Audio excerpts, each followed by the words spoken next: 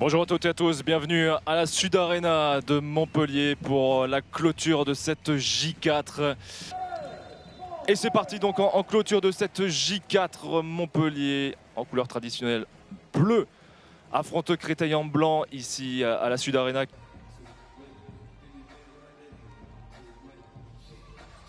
Oh, quel tir, quel tir! Ah, les intentions de suite du côté de Créteil. Eric Amois, vraiment très prolifique. Et Patrice Canaillé qui pourra peut-être aussi faire souffler ses joueurs sur une semaine sans match. Ça va faire du bien. L'échec et le nouvel arrêt de Jandrich qui est dans un temps fort là, depuis quelques minutes.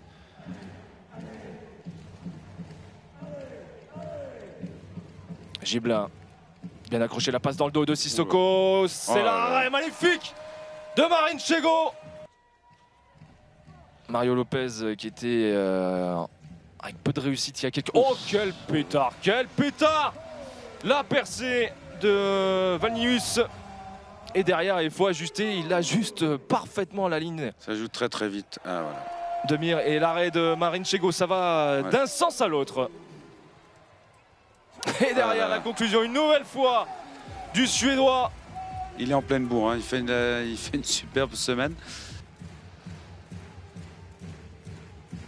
Et qui a déjà marqué de son empreinte son retour en France et à Montpellier avec ce but égalisateur. La patate, le missile l'ogive, tout ce que vous voulez.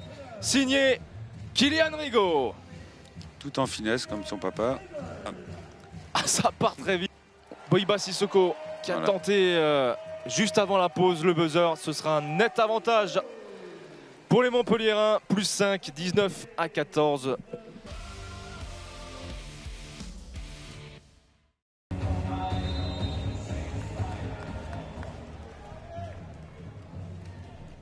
On repart pour une deuxième mi-temps qui, on l'espère, va nous montrer de belles choses comme la première mi-temps. Le score est toujours largement en faveur des Montpelliérains, 19-14. Il n'y a pas eu de but sur les 2 premières minutes de cette seconde période.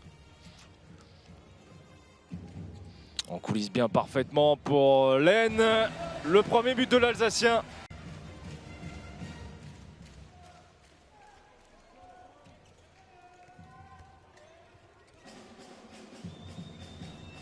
Oh, ce missile encore une fois de Kylian Rigaud. Alors là, c'est parti, mais tellement vite. Marinchego ne peut rien faire. Moins de 21 minutes à jouer à la Sud Arena. Et donc Créteil qui revient à moins 4. Et surtout un peu plus efficace défensivement que lors des 5 dernières minutes de la première mi-temps. Ah, c'est magnifique! Oh, quel but d'Arthur Laine! Vous appelez ça comme vous voulez, un chabalin à l'homme. Mais c'est spectaculaire, régalez-vous! Des très très belles choses, notamment en défense pour un jeune joueur en poste 3, c'est vraiment compliqué. Il arrive à s'imposer quand on voit tout le travail qu'il a réussi à faire face à... Oh, mais quel geste! Encore une fois, mais c'est du café crème cet après-midi. Piror qui envoie ce missile dans la lucarne. Bah, dans le top 5 des buts, il y a déjà les top 5 de la journée. Bah carrément, carrément. Et ça enchaîne avec Hugo Descar.